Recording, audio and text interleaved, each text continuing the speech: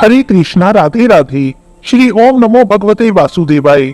आज मैं आपको पुरुषोत्तम मास अधिक मास में सुनी जाने वाली 5 कहानियां एक साथ एक ही वीडियो में शुरुआत करती हूँ गणेश जी की कहानी से।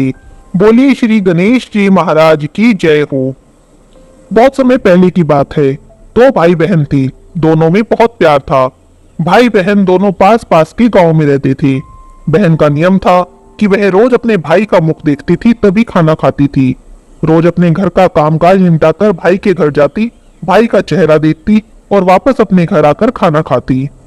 रास्ते में उसे गणेश जी का एक मंदिर मिलता था। वहां पर तुलसी जी लगी हुई थी, पथवारी जी भी वहीं थी और खेजड़ी भी वहीं पर थी। बहन रोज रास्ते में गणेश जी के मंदिर पर रुकती और गणेश जी की पूजा करती। पथवारी को जल चढ़ाती और पूजा करती, तुलसी जी को जल चढ़ाती और उनकी पूजा करती, खेजड़ी को भी जल चढ़ाती और प्रार्थना करती, हे गणेश जी महाराज, हे पथवारी माता, हे तुलसा माता, खूब अन्न धन के भंडार भरना और मेरे भाई की उम्र लंबी करना। एक दिन की बात है, बहन अपने घर से भाई के घर जा रही थी। रास्ते में कंकर, पत्थर और कांटों से उसके पैर छिल गए, उसमें से खून निकलने लगा। जब वह भाई के घर पहुंची तब भाभी ने उसके पैर देखे, देखा तो उनमें खून निकल रहा था। वह पूछने लगी ये सब कैसे हुआ। तब बहन ने सारी बात बता दी कि रास्ते में कंकड़ पत्थर बहुत हैं, मैं नंगे पैर आती हूँ इसीलिए मेरे पैर छिल गए हैं। भाभी ने बहन के जाने के बाद उसके भाई से कहा कि आपकी बहन के पैर रास्ते की कंकड़ पत्थर और कांटे होने के कारण छिल गए हैं। तब भाई ने सारा रास्ता साफ करने की ठान ली। उसने सब कंकड़ पत्थर और कांटे, रास्ते में आने वाली पथवारी, तुलसी, खेजड़ी, गणेश जी की छतरी वहां से सब हटा दिए और सारा रास्ता एक जैसा समतल कर दिया ताकि मेरी बहन को आगे से कोई कष्ट ना हो। भाई के ऐसा करते ही गणेश जी भगवान, पथवारी माता, तुलसी माता सब क्रोधित हो गए। उसका भाई वहीं पर खड़ा खड़ा गिर गया। गिरते ही उसके प्राण पखेरु निकल गए। सब गांव वाले उसे लेकर उसके घर पहुंचे और उसके दाह संस्कार की तैयारी करने लगे। तब भाभी कहने लगी थोड़ी देर रुको, उसकी बहन को आ जाने दो, वह तो इसका चेहरा देखकर ही खाना खाती है, उसको इसका चेहरा देख लेने दो। तब गांव वाले कहने लगे कि अब तो इसकी बहन को अपने भाई का चेहरा देखे बिना ही रोज खाना खाना है, आज देख भी लेगी तो कल से क्या करेगी। लेकिन भाभी नहीं मानी। तब लोग कहने लगे चलो ठीक है, आज उसे चेहरा देख लेने दो। इस तरह से सब बहन का इंतजार करने लगे। बहन दूसरे दिन वापस भाई का चेहरा देखने के लिए निकली तो मंदिर टूटा हुआ था। उसने देखा तो उसे बड़ा दुख हुआ। उसने दोबारा से गणेश जी का चबूतरा बनाया, उन्हें वहां बिठाया, तुलसी जी को रोककर जल चढ़ाया, उनकी पूजा की, पथवारी को इकट्ठा करके उनको भी जल चढ़ाया और उनकी भी पूजा की, खेजड़ी को भी संभालकर उन्हें जल चढ़ाया।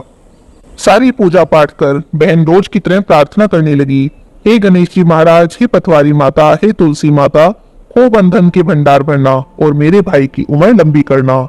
भगवान ने सोचा यह हमारी इतनी सेवा करती है, अगर हम इसके भाई को जीवित नहीं करेंगे तो हमारी पूजा कौन करेगा।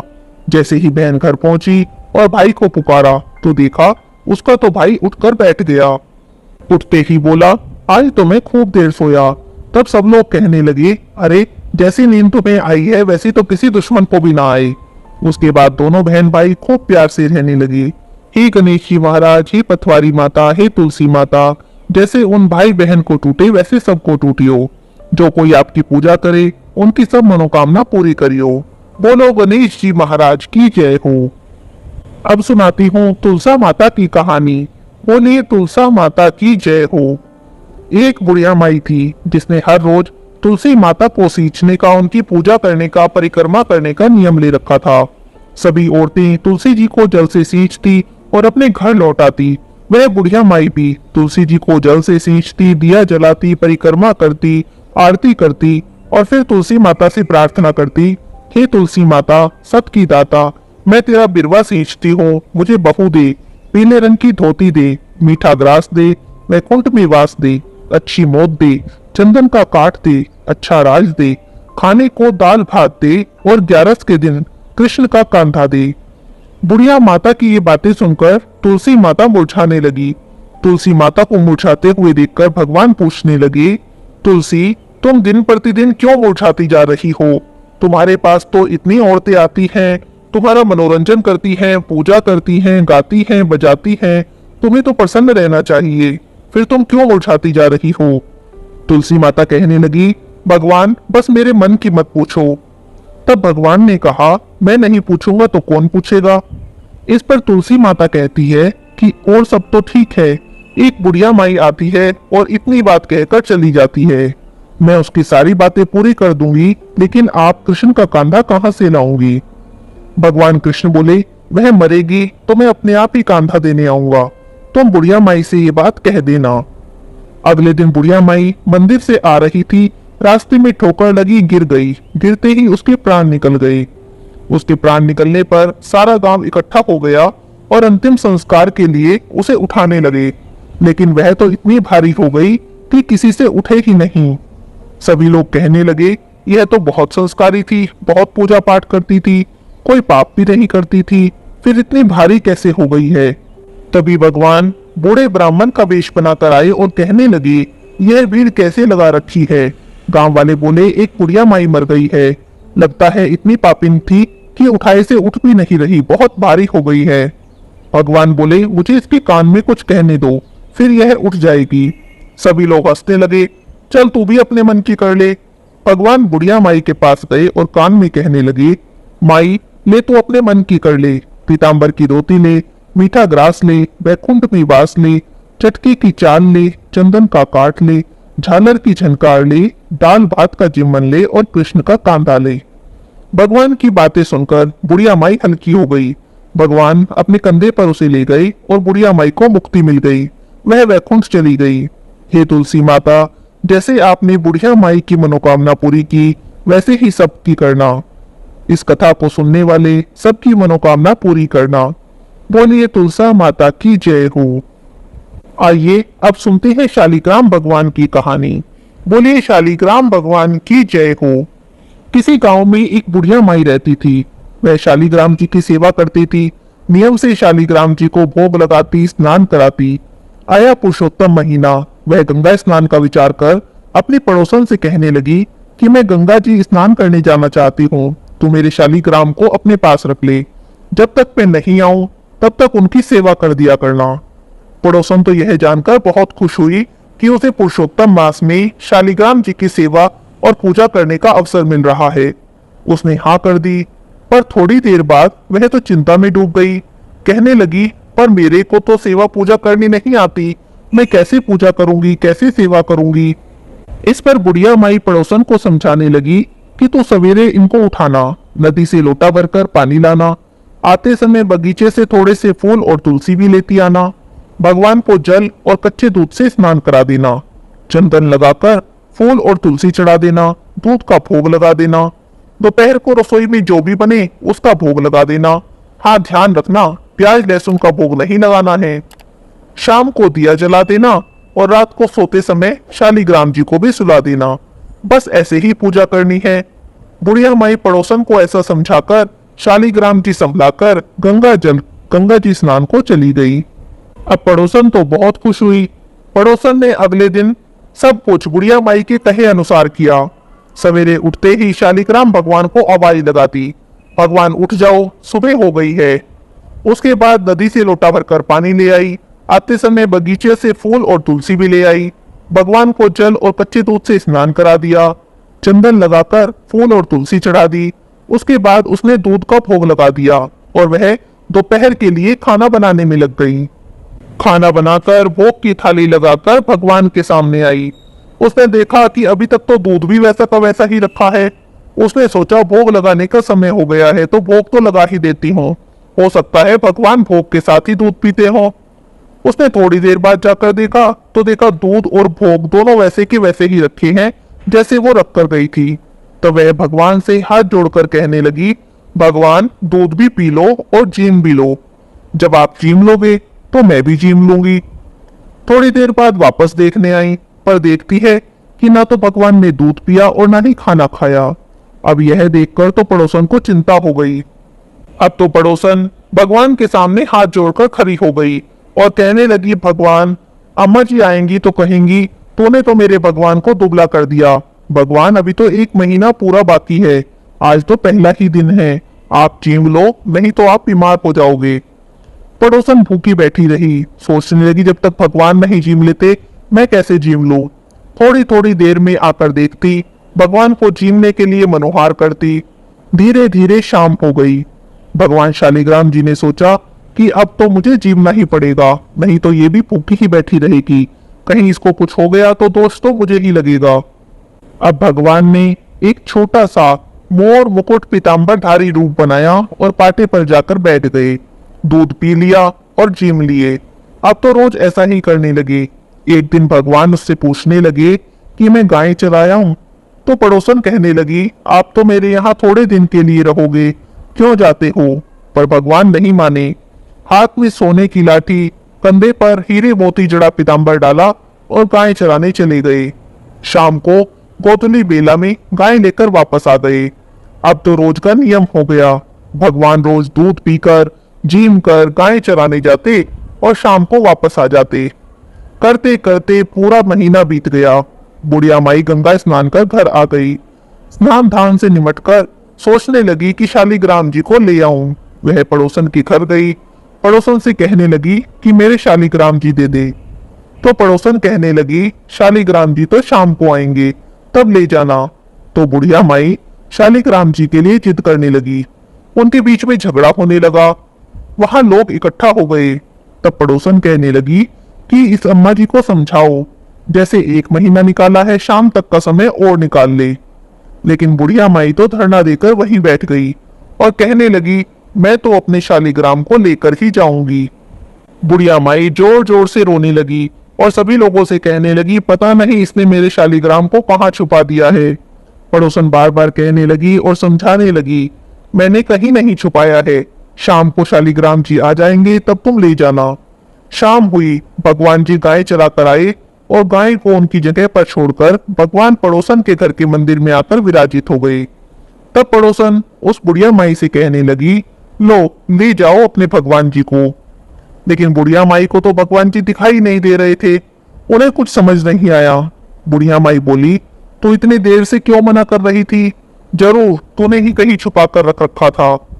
तब पड़ोसन कहने लगी, नहीं अम्मा जी, मैंने कहीं छुपा कर नहीं रखा था, ये अभी अभी गाय चरा कर आए हैं, देखो इनके पैरों में धूल भी लगी हुई है। लेकिन बुढ़िया माई को तो ना शालिग्राम जी का मोर मुकुटधारी रूप नजर आ रहा था और ना ही उनके पैरों में लगी हुई धूल। यह सुनते ही तो पड़ोसन को अब सब समझ में आ गया। खुशी के मारे उसकी आंखों से आंसू निकलने लगे। उसने भगवान के सामने हाथ जोड़ लिए और भगवान जी से कहने लगी, भगवान जी, बुढ़िया माई को भी अपना रूप दिखा दो, नहीं तो ये मेरे ऊपर विश्वास करेंगी। तब पड़ोसन की बात मानकर भगवान ने मोर मुकुट पीताम्बर धरा, हाथ में सोने की लाठी और बुढ़िया माई को दर्शन दिए। बुढ़िया माई तो देखकर भौचक्की रह गई। उसकी तो आंखों से आंसू निकलने लगे। बुढ़िया माई ने भगवान के और पड़ोसन के दोनों के पैर छू लिए और कहने लगी, मैं इतने सालों से सेवा कर रही थी, पर मेरे को तो भगवान ने कभी दर्शन नहीं दिए, क्योंकि मैं भगवान को केवल मूर्ति मानकर सेवा करती थी। असल में तो तूने ही भगवान की अपने निर्मल मन से सच्ची सेवा की है, इसीलिए तो भगवान ने तुझे दर्शन दिए हैं।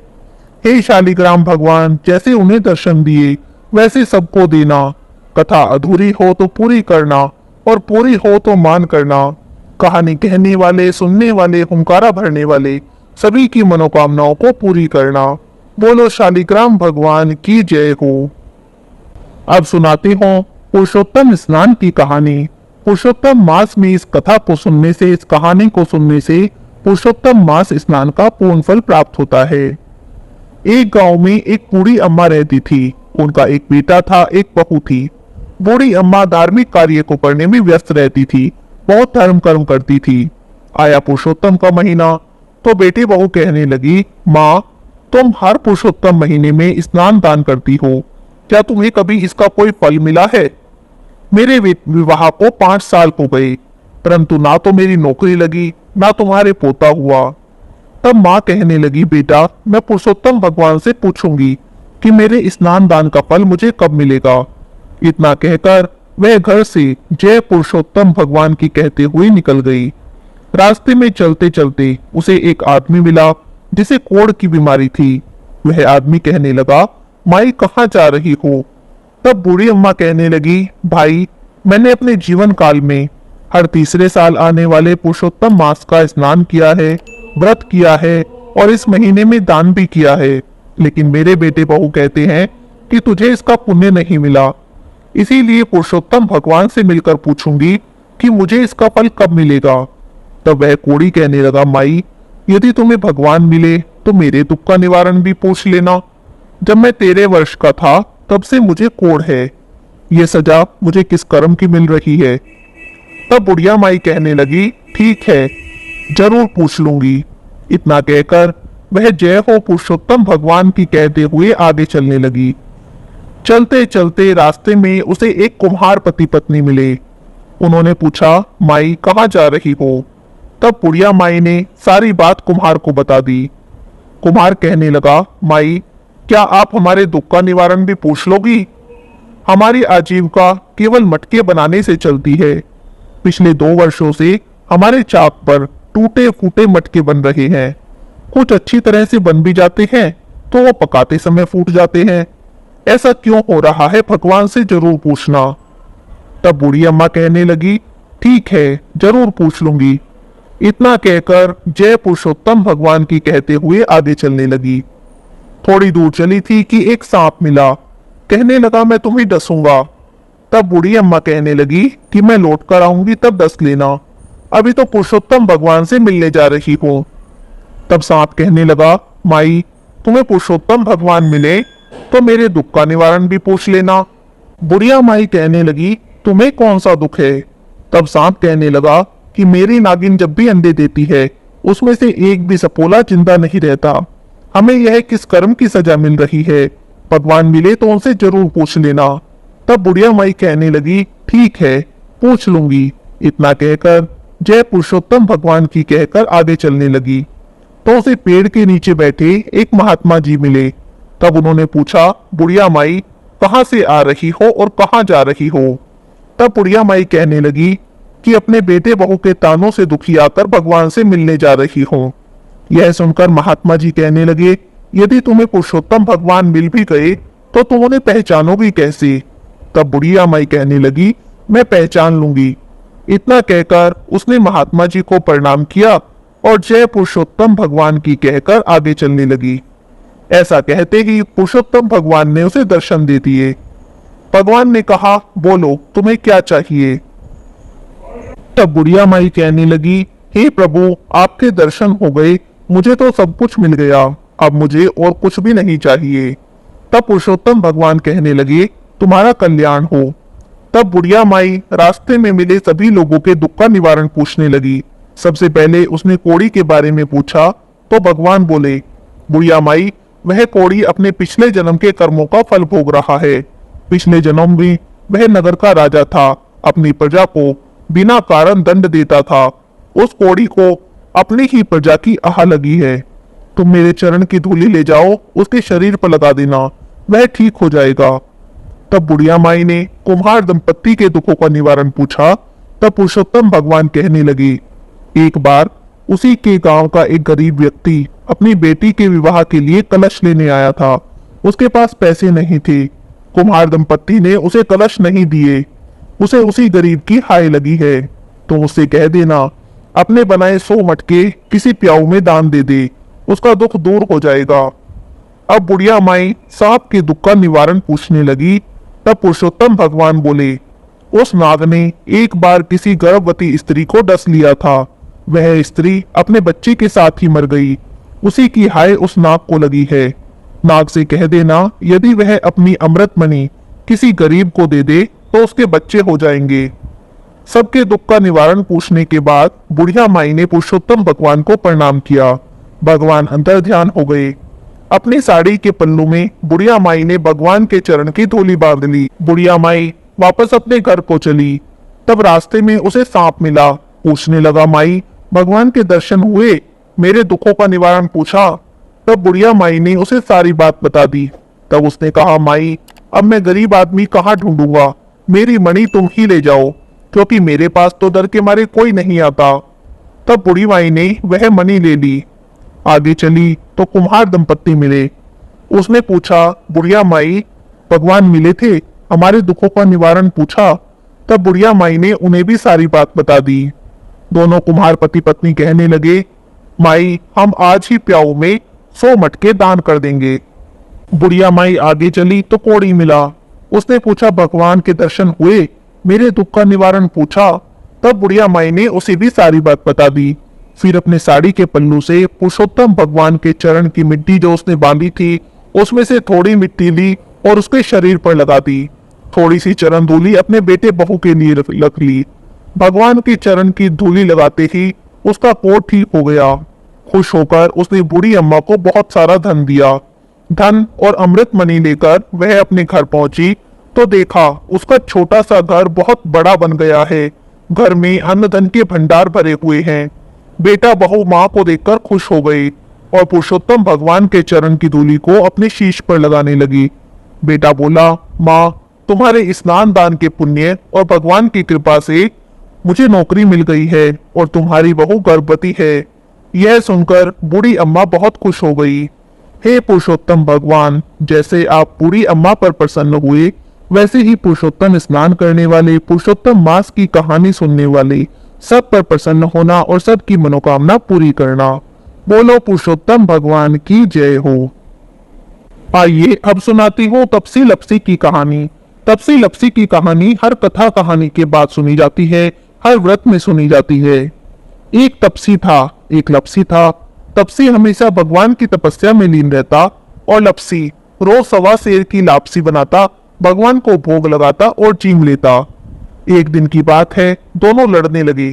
तपसी कहने लगा, मैं रोज भगवान की तपस्या करता हूँ, इसीलिए मैं बड़ा भक्त हूँ।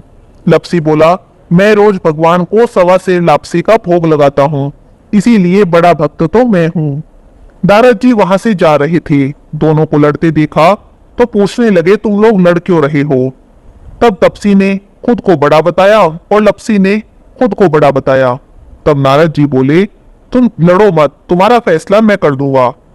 दूसरे दिन तपसी और लपसी नहाकर अपनी रोज की भक्ति करने गए तो नारद जी ने छुपकर 1.25 करोड़ की एक एक अंगूठी उन दोनों के रास्ते में रख दी। उनकी नजर पड़ी और उन लोगों को लगा कि किसी की कोई चीज गिरी पड़ी है।